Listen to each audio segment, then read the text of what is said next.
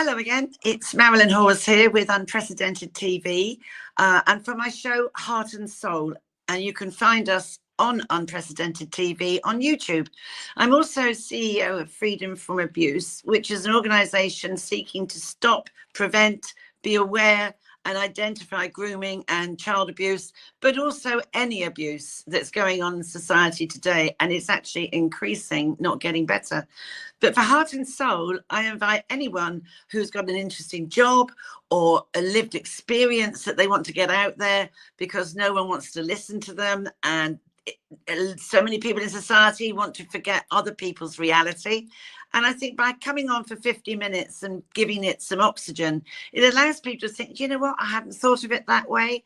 Or I thought that job would be dreadful, but I'm really pleased I've learned something. And then for some of these topics, the dark and gritty ones, I want to kick the elephant out the room.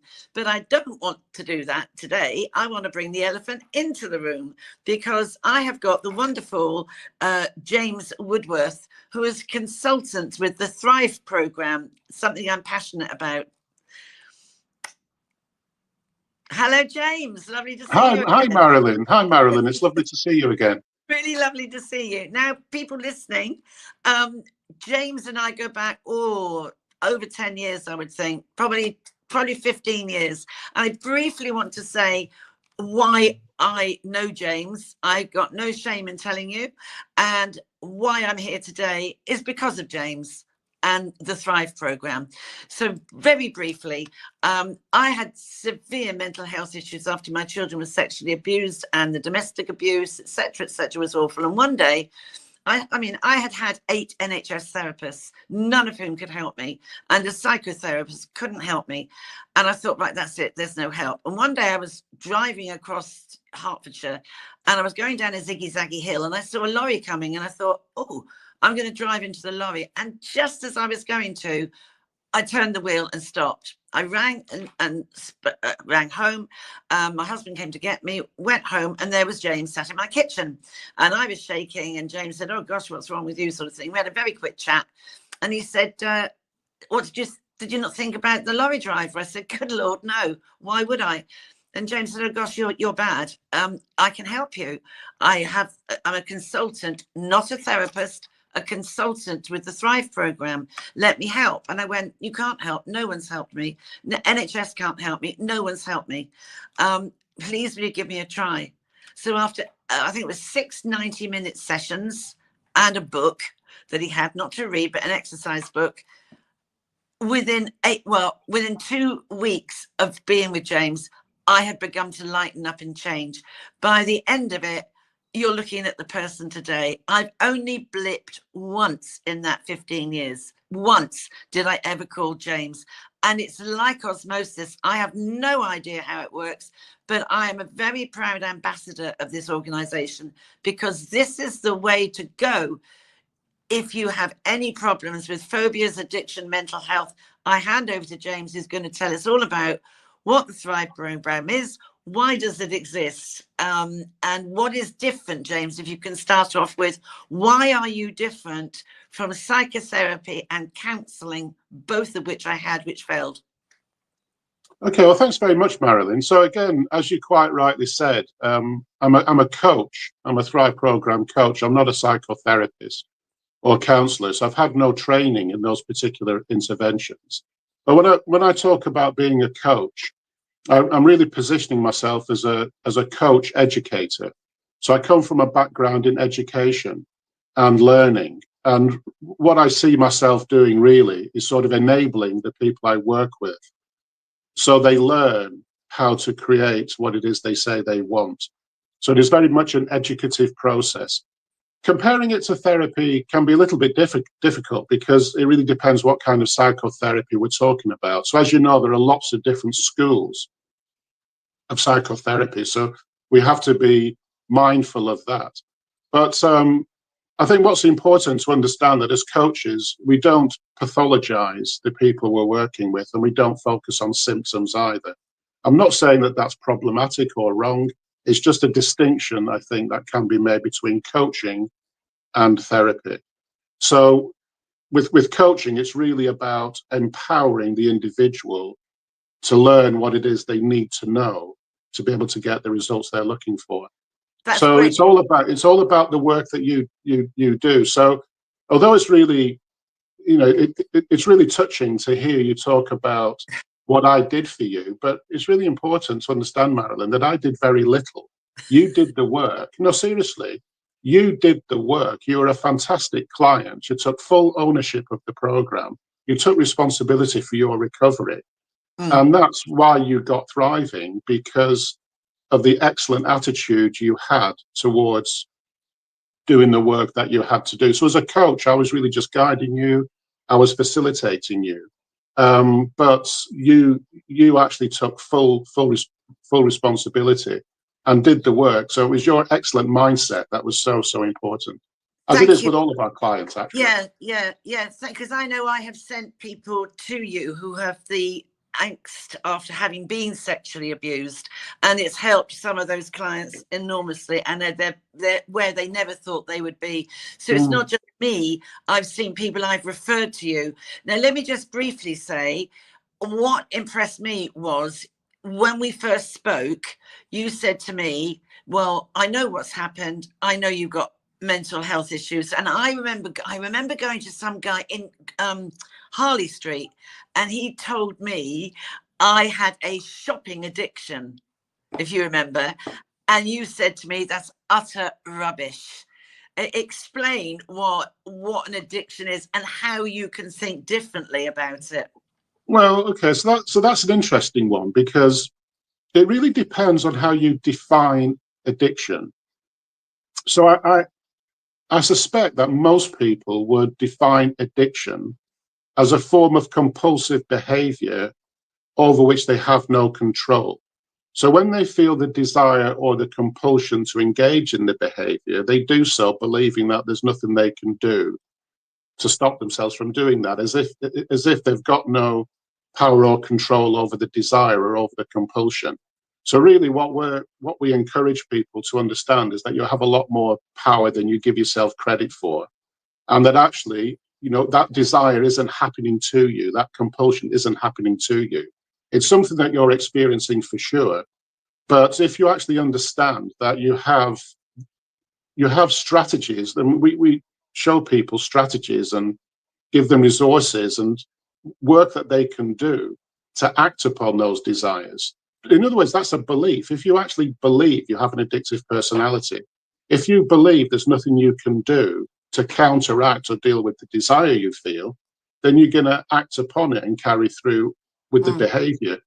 Because I think you've given yourself permission. That's how I felt when this therapist in Harley Street, actually, so it's not just the NHS, it was a private one, said to me, well, you have an addictive personality and you actually have general anxiety disorder. And I went, oh, wow, I've got a reason for this now. So after meeting you, I realized that what I'd been doing was living to those labels.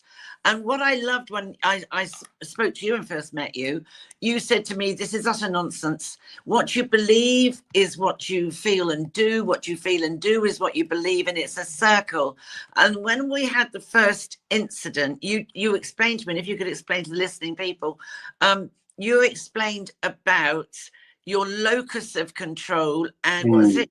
And your internal. Yes. We all have a locus of control, which is a psychological concept where locus just means the center or the point of. So I think an easier way to understand it, if we replace the word locus with location, so think of it as location of control. So when it comes to your behavior, when we start to think about what compels us to behave the way that we do, where is that compulsion understood to be? Where does it originate? Does it originate in the external world, in which case we believe it's happening to us and that there's nothing much we can do about that because it's happening to us? Or does that compulsion originate within us? Because if it originates within us and we can take ownership of it, then we're far more likely to believe that we can do something about it. So everybody has a locus of control, but that locus of control will either be external or internal. So if you have an external locus of control, you believe that external forces which are out there in the environment are effectively driving your behavior. So my behavior, let's say, if I had an external locus of control, I might believe that my behavior is being influenced by the environment, being influenced by other people, being influenced by the past, being influenced by whatever. But these are also factors, if you like, which I have no control over. I have no control over what I experienced in the past. I've got no control necessarily over the environment or what other people are doing. And so if I believe that my behavior, let's say, or my beliefs or my feelings are being controlled by factors over which I have no control, then I will also come to the assumption that there's nothing I can do about my thoughts, feelings, or behavior. If you have an internal locus of control, you think completely differently. You don't necessarily believe that your life has been shaped by the past or by the environment or by other people. You actually believe that you're capable of shaping your destiny, that you can actually choose and decide how you want your life to develop. And so having an internal locus of control, which is a belief, doesn't exist, it's a belief, but having an internal locus of control and believing that you are actually sitting in the driving seat of your life, that you can actually decide how you're going to live your life is incredibly empowering. So if you have an external locus of control, you basically believe that your life was mapped out for you at birth and that the past equals the future. So you have a very fatalistic attitude towards life. And as such, you don't believe there's anything you can do because it's fate. It's meant to be. Yeah. People with an internal locus don't believe that the past equals the future. They don't believe that their destiny was mapped out at birth. They believe that they're creating their experiences on a daily basis. And that they are in control. Whereas, you know, I had very low esteem, having gone through 19 years of domestic abuse. I had low esteem. I can remember feeling that. I was very much a people pleaser. I just thought, oh, everything will be better if I do what these people want me to do and all of that. And you don't have anything inside of you that builds you. So when you have that internal locus of control is when you are actually thriving, isn't it? That's really, we don't actually have that much control over what's going on in the world around us. We don't decide what our childhood is going to be like. No. We don't decide what's going on in the environment. So we actually have very little control over what's going on in the world around us. What we are able to control is how we choose to respond. And I think that's the key, how we choose to respond to the experiences that we're having. That's right. That's where your power lies, I would say. What I felt with counselling and what I felt with therapy was all they do was pick over the scabs of your past. And I would come out of those sessions even more depressed, and I would cry. I'd feel exhausted. I didn't feel empowered. I know what my past was. I didn't need to pick it over because what happened. And when the first collective meeting before you get going on your program, I remember you saying, okay, I know about you. You told me where you're at, and we're never talking about this again. We will never talk about this again. I thought, what a relief. I don't have to go through it all over and over again. What a relief. And you went, right, this is a clean sheet. We're starting again. And we did. And I don't know if you still do it, but with me, and at that time, you did this 1 to 10 scoring on your anxiety, your depression, your self. Oh, yes. You still do it? No, what we have now, the program's moved on quite a bit since you did it, Marilyn. But what we have now is a really thorough self-assessment exercise, which our clients do just before they start working with us. And then they redo, it's a kind of quiz really, they redo it again when they've completed our work with us. So it's what we call the TQ report, where TQ stands for Thrive Quotient. So it's like a questionnaire that they complete at the beginning, and that gives us an indication as to how much they are thriving or not. Yeah. And then we use that to frame most of the sessions that we have, in fact. So although the program does come with a manual and with supportive videos and such like, what lies at the heart of many of the coaching sessions is this TQ report, where the client learns to understand what their scores mean and what it is they need to do to improve those scores. And that's how we measure success, because the report gives a really clear indication of what their mindset is like when we first meet them. And then when they redo the quiz, they're able to see just how much they've changed. Because I can remember, if we go back to the old model, and obviously it's much more slick, and I don't like the word slick, but much more in today's world, obviously, more probably online stuff as well. Because other people, I don't think they realise, we did all my stuff on Zoom. Do you still do that? Yeah. Yeah.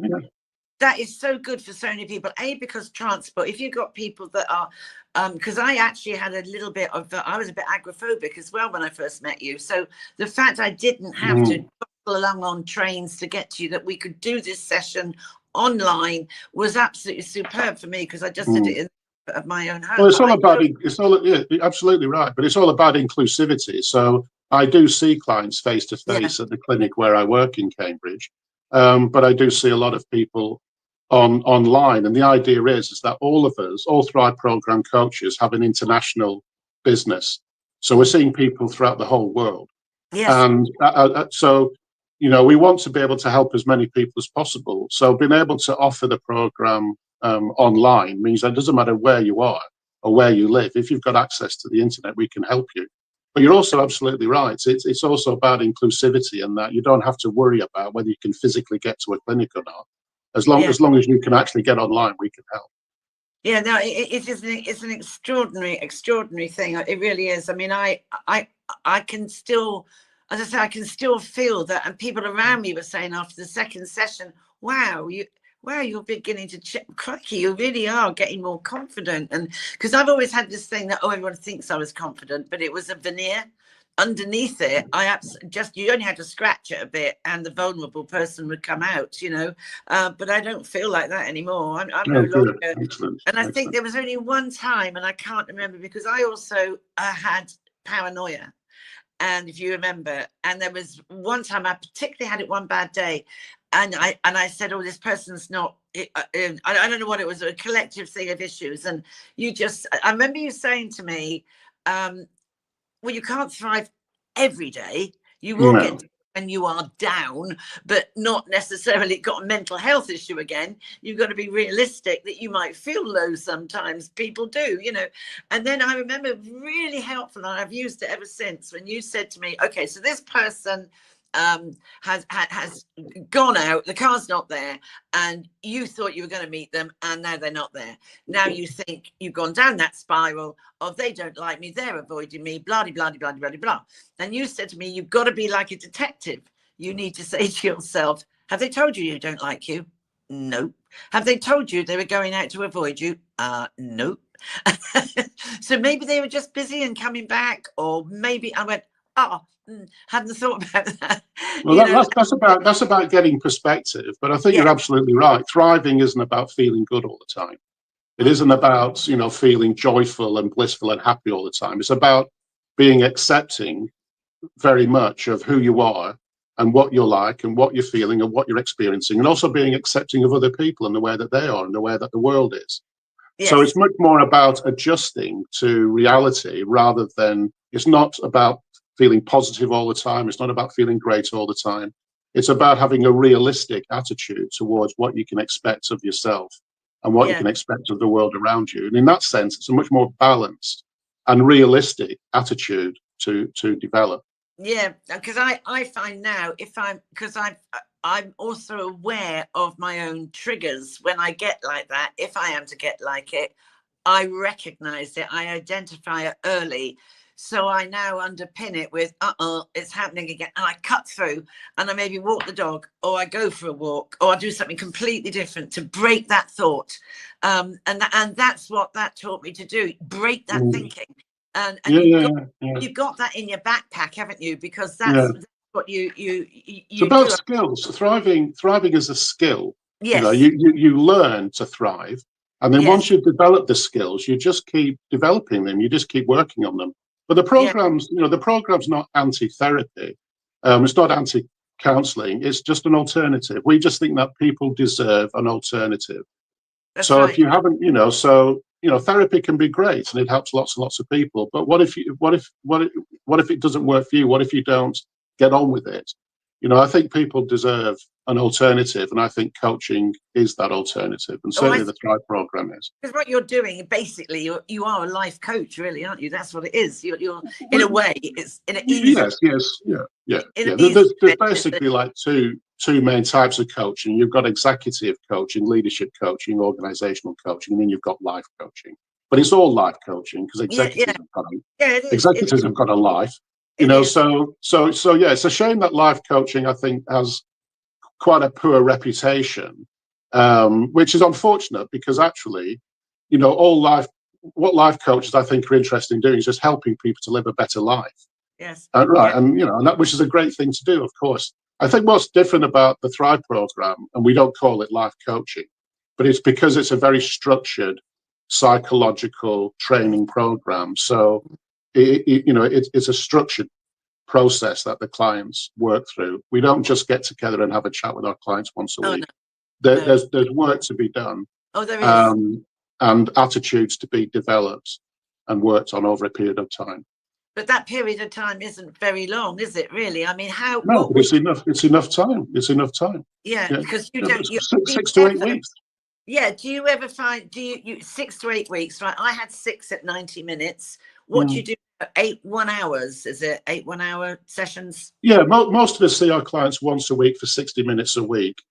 So our clients are only seeing us for 1 hour a week, but it's the work that the client does in between sessions which is critical. So that's why I was saying to you that actually it's what you did to get yourself thriving, because our clients don't see that much of us. It's what they do in between sessions. So right from the word go, our clients are encouraged to be autonomous, to be independent. So it's all about developing that strong sense of agency and actually believing that you are a self-determined individual who's more than capable of creating the life that you say you want. So one of the reasons why all coaching really is intended to be a short-term intervention.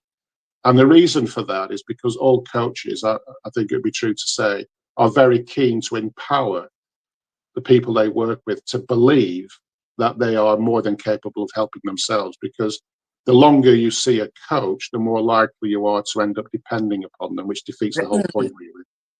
So everybody learns. Our coaches are learning to self-coach right from the word go. So you learn to self-coach. You learn to coach yourself. So the reason why you're still thriving now is because you've been coaching yourself using those same tools, those same strategies that you learned in the time that you had with me. That is really weird because I hadn't thought of it like that. And every time myself are talking to, I don't think of it as that. But of course, that is what it is because it's deeply ingrained. I've got it's deeply ingrained in your psychology now. That's the way your mind works now. Yeah, it is. And I've learned to speak to myself with different questions. You have that internal conversation with yourself, and I sort myself out because I know I've got that toolkit in my backpack. I mean, so what sort of issues are your clients looking to overcome? Well, it's a range of issues. I would say it's more or less low-grade mental health issues. We don't deal with severe mental health issues because we're not therapists, we're not counselors. But then again, we don't tend to attract those sorts of clients anyway.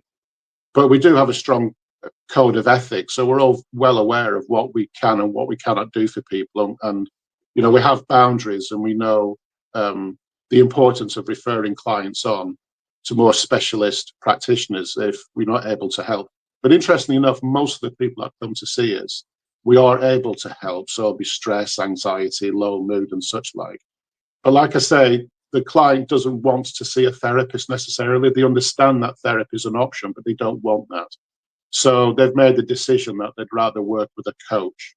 And we take them through the program. So although people can come to us with a wide range of issues, once they've started on the program, we don't tend to focus on those issues because we don't focus on symptoms or pathologizing the clients. We just want to get them thriving, because thriving people don't have symptoms. So what they'll find is once they actually start to work through the program, they'll start to realize that their symptoms will start to diminish. So we don't actually have to tackle them as such or talk about them. We just teach them how to thrive. And also, there's no medication. You're not No. medicating people. And having gone through the program, I came off all my medication. I came off without even going to the doctor. I knew you had to do it slowly, and I did it slowly and reduce, and I never went back on any of them. And all the doctors used to do was give you another prescription, put a plaster on it, give you another prescription.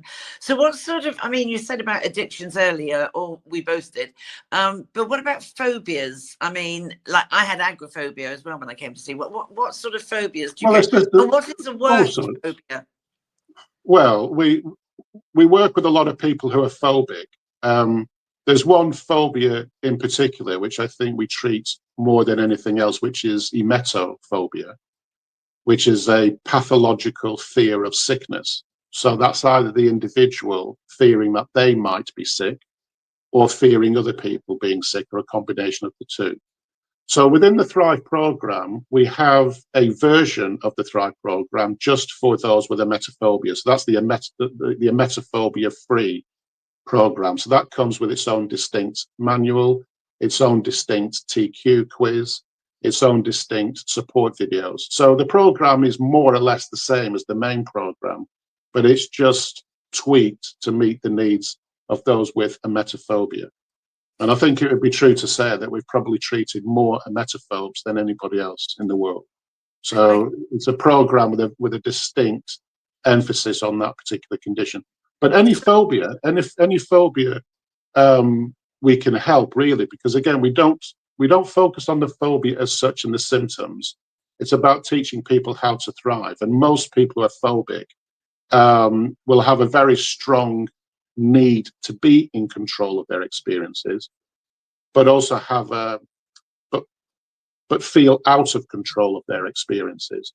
And the program is very good at reducing their desire for control, but teaching them to feel more powerful in relation to their experiences. So one of the things that quite a lot of phobias have in common is that what the individual fears is something which they can't control. Yes. Yes. Right. So when you're thriving, you don't fear the things you can't control because you know you can cope. So your fear goes away. So when you say sickness, do you mean ill, or do you mean actual vomiting? I mean vomiting. Yes. It's vomiting, right? So it's not a fear of catching flu. No, it's not a fear of being ill as such. It is specifically a fear of vomiting. Which, and that I believe that must impact women who want to get pregnant.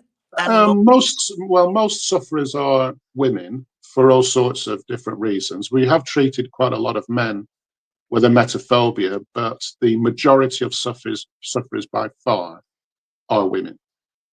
Interesting, isn't it? I mean, do you deal with, just out of interest, because I know with my own work, do you deal with eating disorders and harming and cutting and that sort of stuff? We can do, but that's a really good example of where we would be very mindful as to whether we could help this particular client or not. So somebody who is severely anorexic, somebody who's bulimic, we would be very careful when meeting such a client, and we wouldn't take them on if we didn't believe that we could help them. So one of the problems is somebody's severely anorexic. I think it's unlikely that we'd be able to help them because they're so far down the line. But again, that's all to do with control and the individual, controlling not just their food intake, but controlling the people around them and such like. So because it's about control, like self-harming is all about control, controlling how you cut yourself or whether you cut yourself or burn yourself, when you cut, how deep the wounds are going to be, whether you show them to people or whether people can see them. So we can help with that. But I think we would need to make sure that the client is in the right frame of mind, as it were, to be able to benefit from the coaching. On a timeline, not too bad to totally serious. It's where you are on that timeline, really. Yes. Yeah. Which makes sense, because if you are severely traumatized and then yes, it's different. I remember talking to you.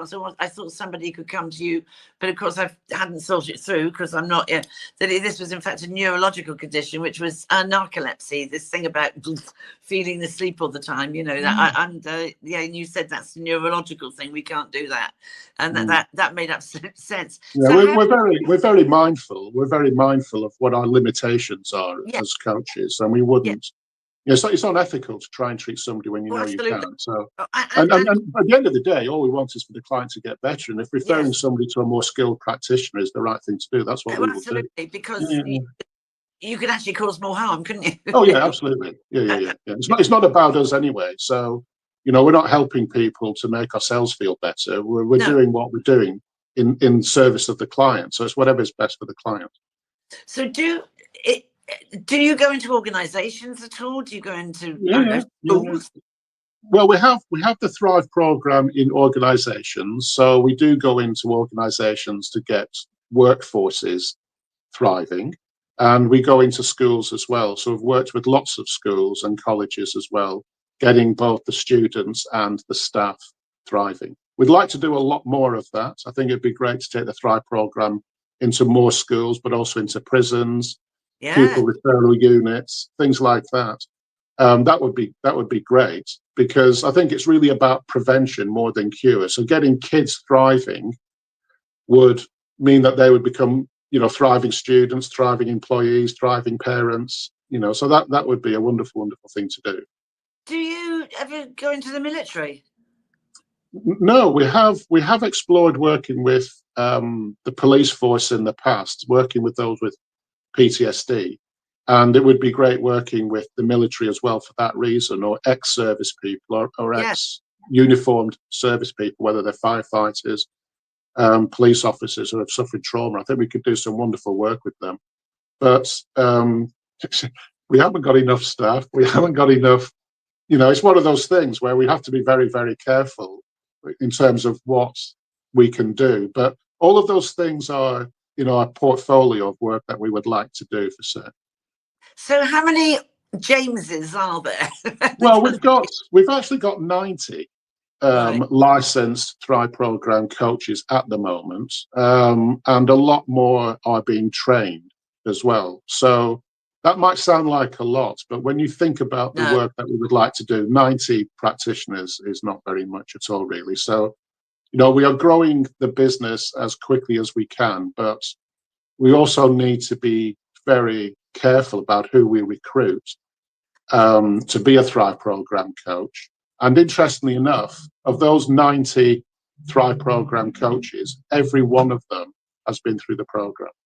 Oh, wow. Every one of them is an ex-client of ours who, having been through the program and seen the change that it's made to them, has made the decision that they want to be a Thrive program coach, helping people to learn what they learn. And I think that must be unique, to think that we've got an organization and a program where every single practitioner who's licensed to deliver that program has been through the program themselves. So everyone knows what it's like to be phobic or fearful or highly anxious, or to be a chronic worrier, or to be held back by perfectionism. They know because they've been there.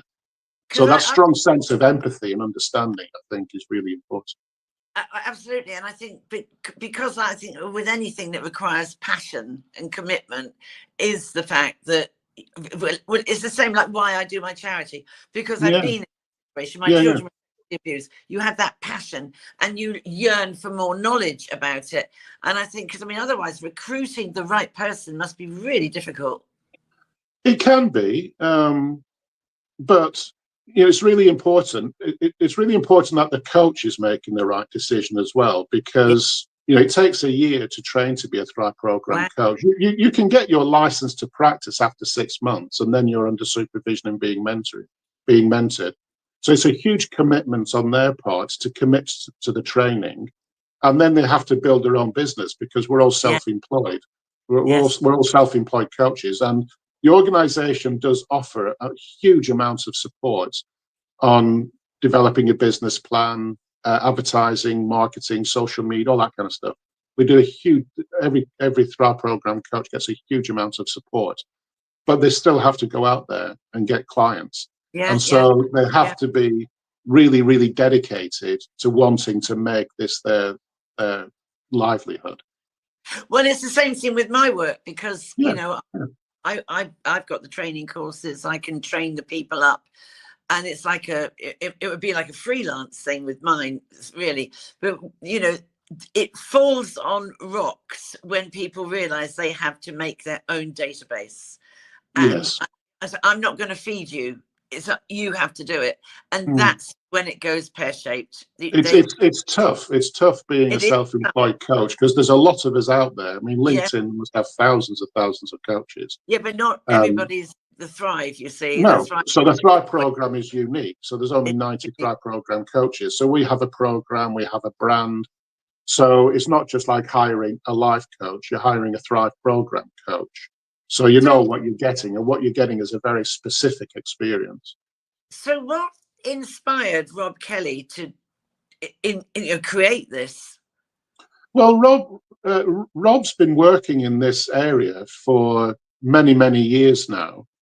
And he trained to be a therapist and worked for about 25 years as a therapist.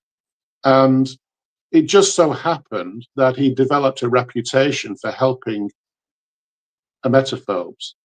So Oh, he's treated thousands and thousands of them. But over a period of time, he realized that there was a pattern beginning to emerge with these particular clients in terms of their language, their thinking styles, and so on, their belief systems. And so he started to do some research, because he realized that there was a pattern emerging. And then he realized that these ways of thinking had a name, that these belief systems had a name. So he was very excited when he discovered locus of control as a concept, because wow. he then realized that all of his clients had an external locus of control, and he'd never heard of that before. But when you realize that it was a belief system that people have, then you realize, gosh, all of my clients have an external locus of control. They're all massive perfectionists, you know, they're all black and white thinkers. They've all got poor coping skills. They've all got self-esteem issues, and they lack social confidence. So what he realized is that this pattern began to emerge. And then over a number of years, he developed what became the Thrive program as a program to address these issues. So over a period of about two to 3 years, he gradually jettisoned the therapy that he was doing, and then replaced it gradually with the Thrive program. So I first met Rob at that point when he was just starting the Thrive program. So this would be about 12, 13 years ago. Yeah. And the program's been developing ever since. So the program is actually based on Rob Kelly's personal experience of Wow. working with thousands and thousands of people and listening to their stories and paying attention to their language and to their mindset. So it's not an academic program. It hasn't developed out of Rob academically studying psychology. It developed from Rob studying his clients and paying Yeah. attention to his clients. So Yeah. it's based on his personal experience. Yeah. And that's often the best way. I think that's the best way you can be completely. I know you used to be a lecturer, didn't you, at Cambridge University? Yeah. I'm actually knocking academia here, but I think it's so simple to understand the program. Yeah, it is, but also the program is evidence-based. So like I was saying, Rob became fascinated by his clients' experiences, but wanted to know what was going on. So he did the research and he did the reading.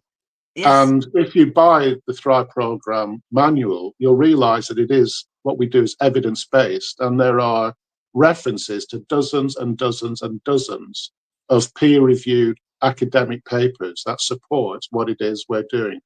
So it's really important to stress that it is an evidence-based program. We've Yeah. found the evidence that actually You're kind of absolutely right. justifies, yeah.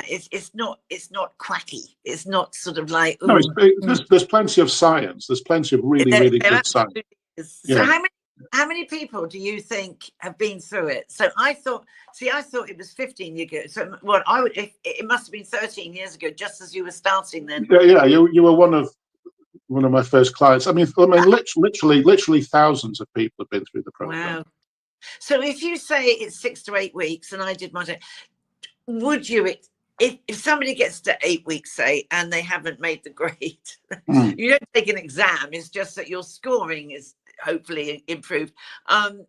Would you take them on for another 2 or 3 weeks, or do you say this isn't working for you? No. We would keep working with them. So the idea of 6 to 8 weeks is an expectation, but it's not a rule. It's not a law. It's just a guideline, so that the client understands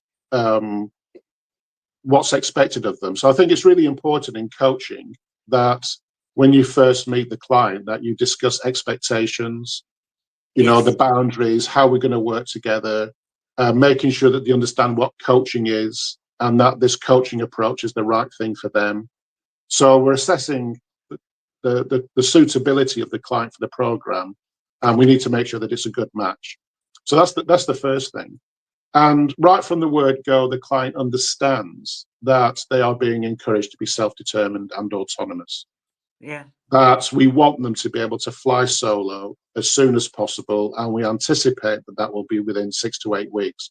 So that's a suggestion, if you like. That's the expectation. And of course, that settles into their mind, so they realize that this is what's going to happen.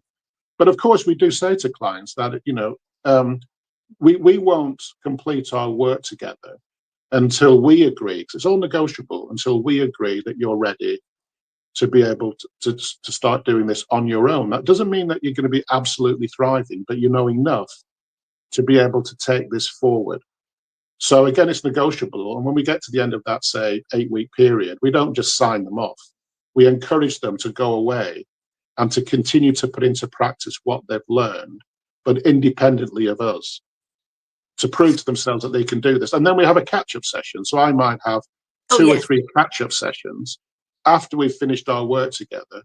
And so we don't finish our work together until we agree that they know enough. So it is like passing your driving test. I mean, as you know, nobody is an expert on driving when they pass their driving test. In actual fact, they're incredibly inexperienced and probably really quite scared of driving.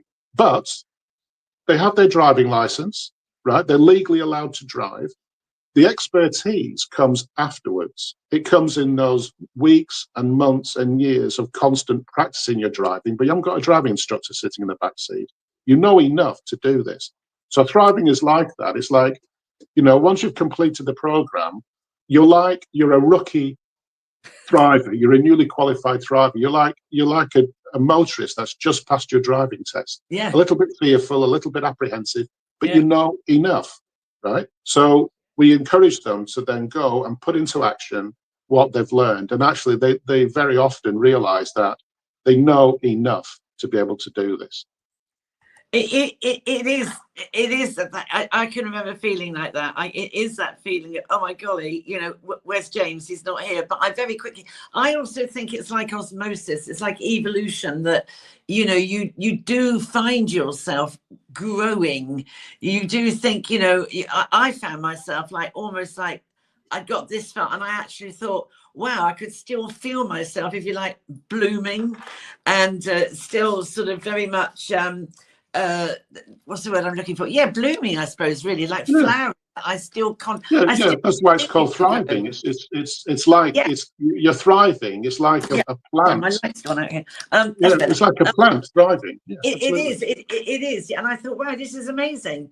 So, James, you have been amazing. You are amazing. Rob Kelly is amazing. So, how do people who watch this program and want to learn more, how can they find you?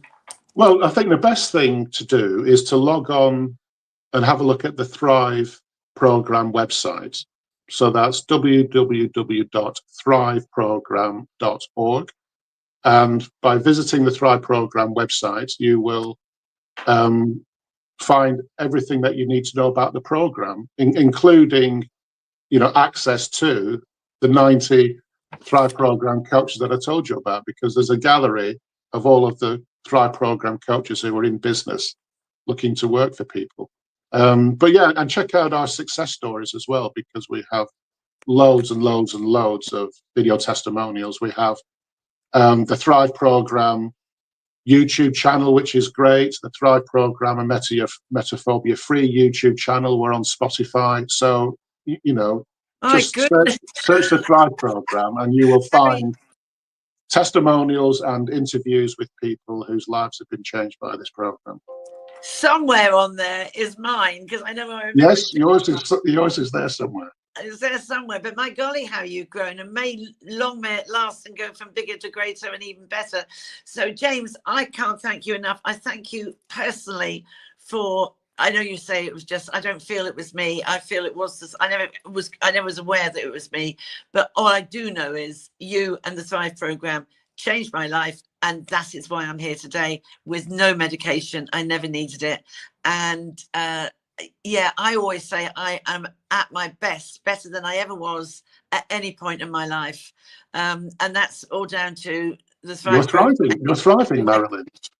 So, you know, I really hope people listen to tune, and I'm going to be belting this out on social media, and you can do the same. Fantastic. So James, I thank you with all my heart, and there's going to be a lot more people that are going to learn from this, and that's why I wanted you to come on the show. Excellent, so please give my love to Rob, and I will do. And when you get this, it's all yours to use as you wish. Thank you very much, Marilyn, and thanks very much for the interview. You take care. Thanks very much. Welcome. Well, there we go. There was James Woodworth, and I didn't mind sharing with you my story either, because it's really important. Suffering with anxiety, depression, mental health, and that, so it is just so soul destroying. And you know, I think there's a huge difference between being a survivor, which is not the same thing as being a thriver. With a thriver, you're bouncing back. A survivor, you're just bouncing along the bottom. So please think about it if you're in that position. So I am going to sign off now as Marilyn Hawes with Heart and Soul, working with Unprecedented TV. And later on, I think my next lady coming on is working with the Family Education Trust, with whom I also have a lot of respect. They've done a lot of work on looking into the issues of county lines and the exploitation of young girls and boys across the different counties. I've got their book, and a lady's coming on to talk about that. So I wish you well. Take care. God bless. Bye-bye.